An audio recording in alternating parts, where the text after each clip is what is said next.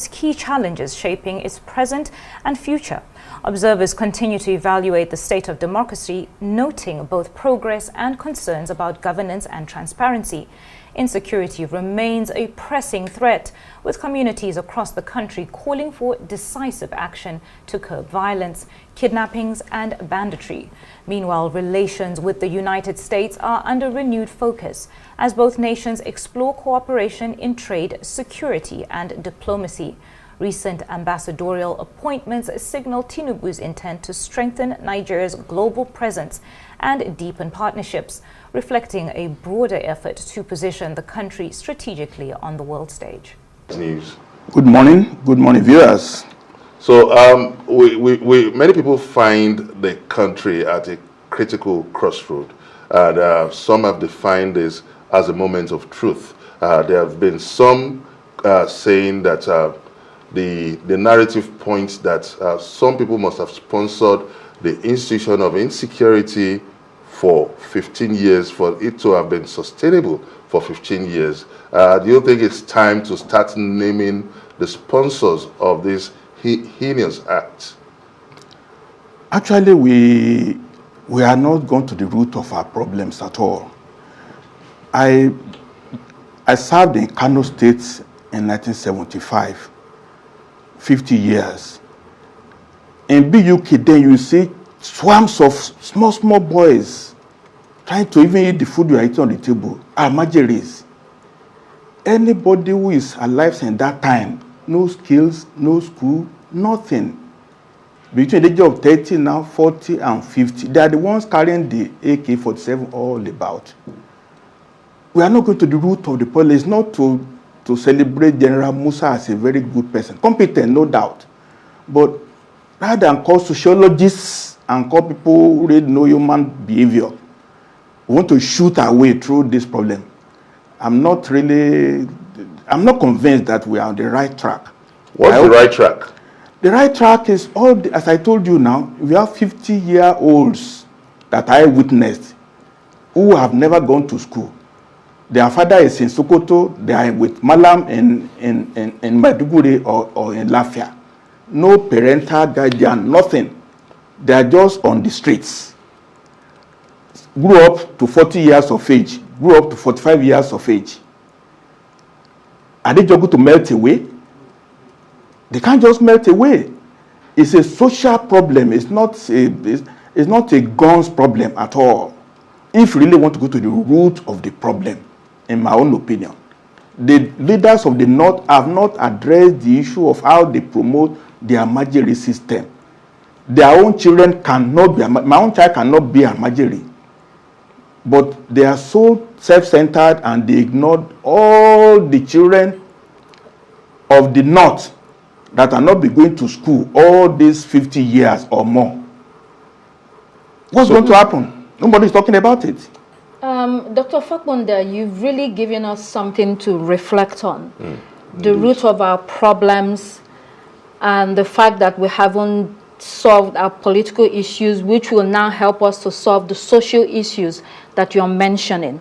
So let me take you back to politics, back in 2022, before the general elections in 2023, when Afenifere endorsed Mr. Peter Obi of the Labour Party from the Southeast, excuse me, against candidate Bola Tinubu from the Southwest. In fact, the late Pa Ayo Adebanjo seemed to be the arrowhead of that support for Mr. Peter Obi, although we had figures like Chief Ruben Fashoranti, who supported Tinubu. When you reflect on that today, does Afenifere regret that decision to support Mr. Peter Obi? Because he did say that it was in the interest of fairness, equity, and balance for the Nigerian project, and that is important to us living as a country in unity and advancing forward. My brethren Yorubas, they think and behave as if we are in Oduduwa Republic, where Yorubas can be entitled, they can be a Milokan, can be our Lokan. But the Nigerian landscape belongs to everybody now. So, Obasanjo has served 8 years.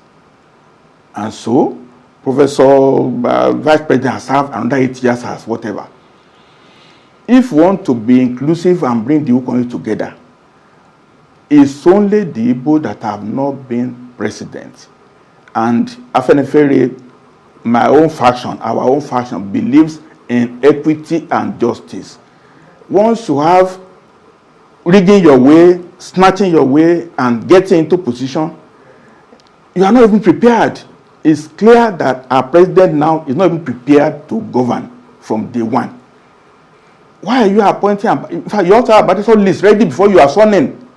If you have economic diplomacy, you also have trained them on what you have asked them to go out to achieve. But it came in just one slogan: fuel subsidy gone. And then we went to sleep. Can you imagine the cost now, the ambassadors now? Do you know each one of them with their wife and children, how much business class ticket we have to pay?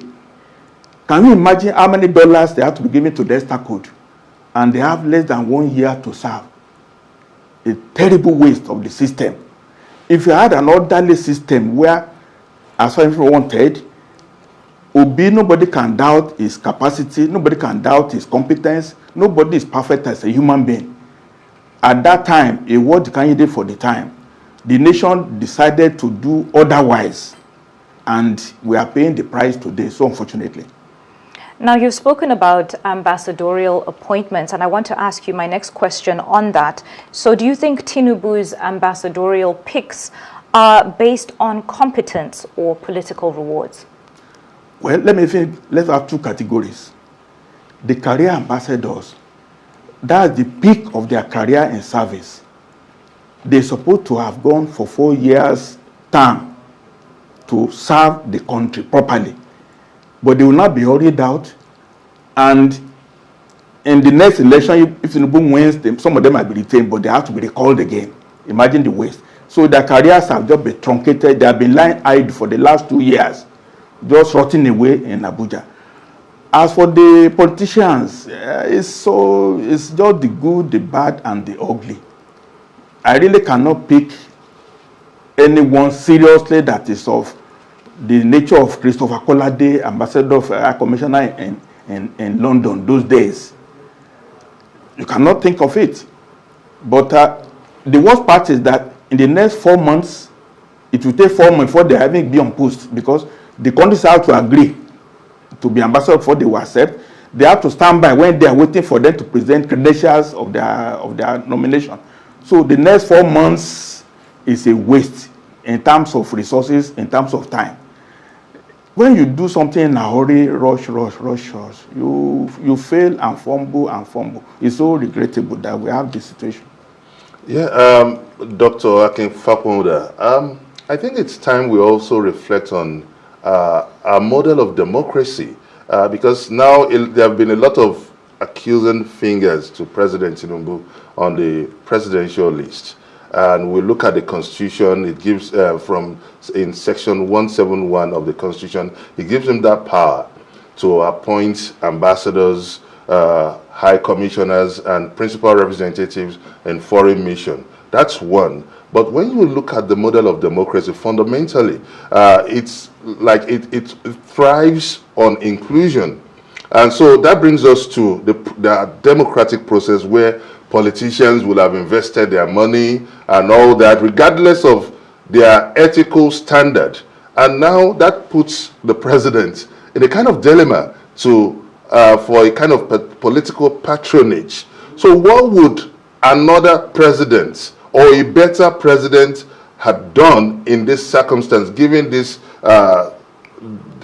controversial situation where he's torn between appointing career diplomats, people of impeccable characters, and also falling into the pitfall of political patronage, given our model of democracy and our style of democratic process? In all honesty, I've on this channel counseled that we need to pause the political system. We are in the wrong direction. We'll keep going. Look, if Tinubu wins 2027 elections, all the decampees now that are decamping now, they are in line again for appointment. Once you fail or you lose election, you lose Senate, you have to be made the ambassador. The INEC chairman now will also have to make ambassador. I mean, we are following money show the day. We are in the wrong course of recycling these old people that are really tired. What we have now is politics of banditry. You predate, you fight your way, you become a senator, become a governor, and you just have to do all that it takes at all costs. This is not the right way to govern. We need to decentralize the power of the country. The president, we always say, is so powerful. What is the use of the power? He can't sit more than on a bed at a time. He cannot ride more than one jet. What is the big deal about this power that somebody cannot be reasonable? But we are suffering. Look, how much money has been spent on kinetics? How much is a bullet, as General Musa said? You fire a bullet, how much does it cost? All the soldiers are in the bush. We are not even talking about education. Nobody is talking about roads. Nobody is talking about artificial intelligence, which the world is embracing now. We are just living on predatory lives of survivor. We need to really pause and spend the next 1 year to discuss the way we are living. But like I said, so are we together? How do we be together? When we do that, then all of us will have a sense of inclusion. And the best minds will volunteer. You don't need to spend 100 million to get a form. Yes. You don't need that. We need to reform the system fundamentally and strategically. You mentioned one of the brilliant minds from the Southwest, Chief Bola Ige, the late Chief Bola Ige, who died in a very, very terrible circumstances. I'm not even sure whether his killers have been found. But let me look at Afenifere again, your organization, whose ideology is based on that of the late Chief Obafemi Awolowo, that advocated a philosophy of fairness, justice, and national well-being. So for some time now, it would seem that President Bola Tinubu is emerging or trying to emerge the Yoruba leader in the mode of Chief Obafemi Awolowo. Does Afenifere see him in that light? Well, the Yorubas are very, let me not say sophisticated. Anybody can say whatever he wished. In the minds and hearts of Yoruba people, we know who is selfless, we know who is intellectual, we know who loves himself as he loves the others.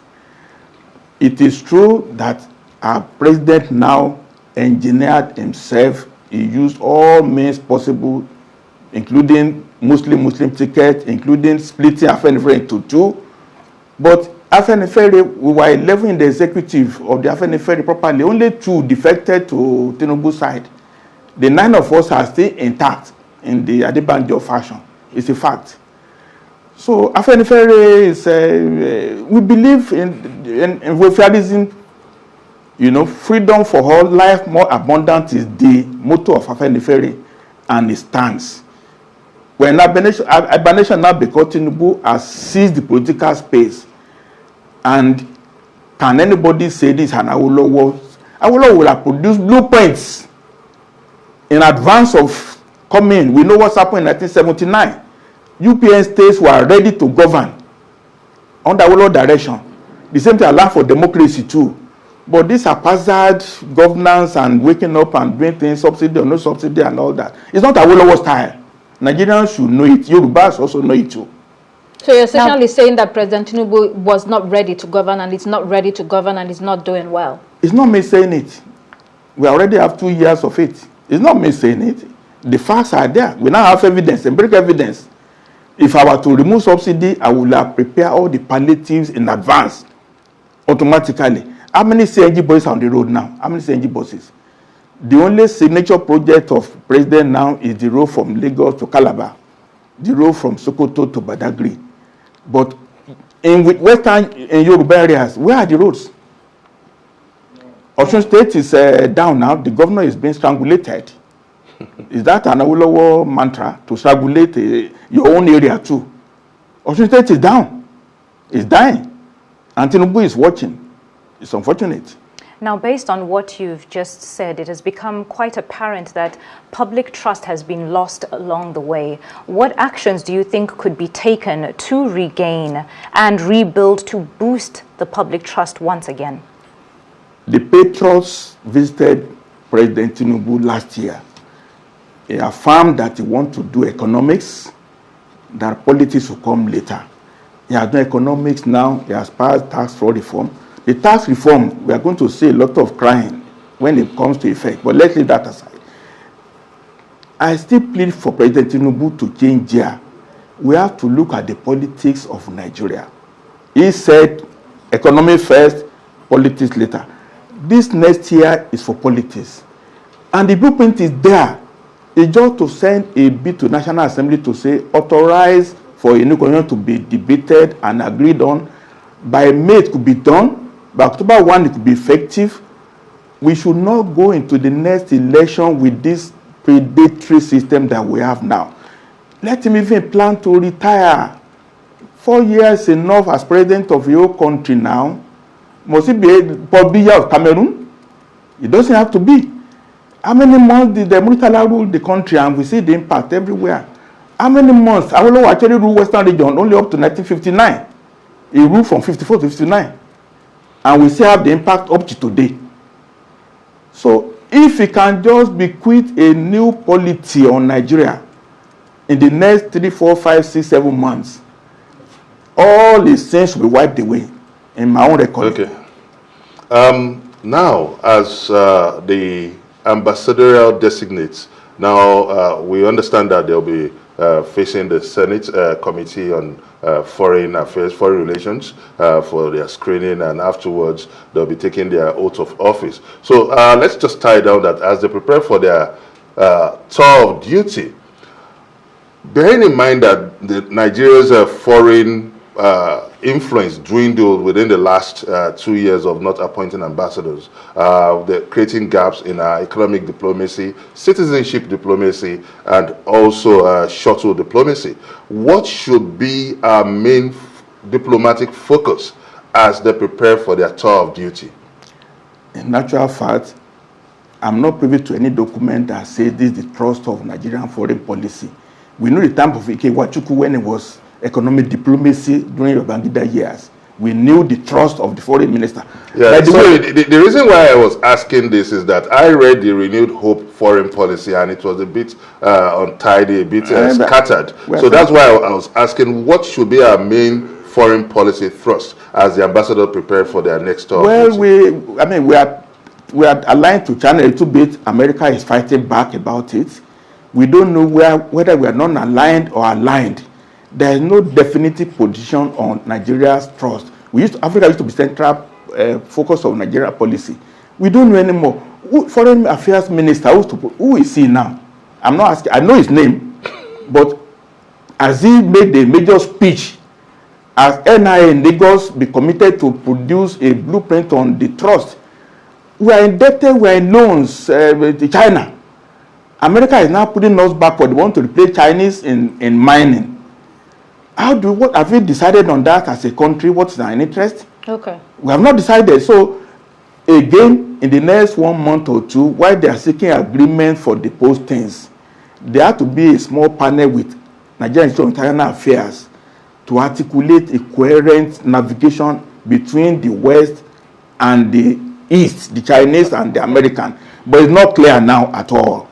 Okay, let me take you up on what you said about the Constitution. You talked about the Patriots and their proposal, which you believe the president should take up or listen to. Are you implying that the current National Assembly Constitution review makes no sense, it's not valid? They want to amend the Constitution in 83 places. If you have a cloth that is used and you are a stone, and you want to patch it up in native places, why not just throw it aside and write an elegant constitution? We have a draft already. Nigerian constitution should not be more than 20 pages, federal. Relation between the federal and the regions or states. Then each region or state should go and craft its own constitution. Nigeria is not one nation, but we are in the same territory, no problem about it. Let everyone go and do what it suits them under Nigerian territory. So we need to have a federal draft. We need to have a state or regional draft. The Yorubas are different from Fulanis. The Hausas are different from Fulanis. Yes. It's nothing negative at all. We are just different. And even resources is different. North is farming. The south is crude oil. Middle belt is solid minerals. Even to focus on that, Okay. it will be different. So that is Dr. Akin Fapunda. Thank you very much, who is the Director of Research of Afenifere. He's also... So guys, the terror guys are warning that there will be retaliatory attack after the Nigerian troops spied 2 of their members, recovered some rifles from them and also some money, cash from them. Like you can see, this headline here says terrorists threaten retaliatory attack on Kaduna community after troops kill 2 insurgents, seize rifle and 1.6 million naira. So guys, you can see the audacity of these people. They said they are going to retaliate, and also Zulum has been called out for spending more than 100 billion naira for Boko Haram, rehabilitation and all kinds of things in just 1 year. Nigerians, this money is enough to build world standard school in Maiduguri, and people have been raising alarm that the same governor who is rehabilitating the so-called repentant Boko Haram, but still there is no peace in his state. Showore has also taken on him, criticizing him that they are just busy wasting money. Now, let me share some reactions from Nigerians over this terror guys planning that there will be retaliation after the Nigerian army, dislodged them, killing 2 of their members, seizing their rifles, and also recovering some cash from them. This person say, if it's sure for them, make them drop location for Nigerian military. This person here say, help of tell Boris Johnson to visit Kaduna by road without any security. Let's see if Nigeria is truly safe or not. I never knew you can find Abino, Abino madman in UK. This person say, why can't they capture the terrorists? Another person say, maybe they think they still have the former Minister of Defense that say they are not terrorists. Okay. And this other person here said, this new one is shoot at sight. Their end is new. Another person say, you will never succeed. That attack you are planning to launch would by God's grace consume you and your sponsor, admirers and sympathizers. So guys, these are Nigerians reacting as these terror guys are threatening to attack after the Nigerian military, came out and dislodged them, by 2 of their members, seized their money, got some of their rifles, and they are saying that they are not going to allow it happen. Anyway, guys, let me know your thoughts on this in the comment section below. Please don't forget to subscribe to the channel and turn on the bell notification. Thank you.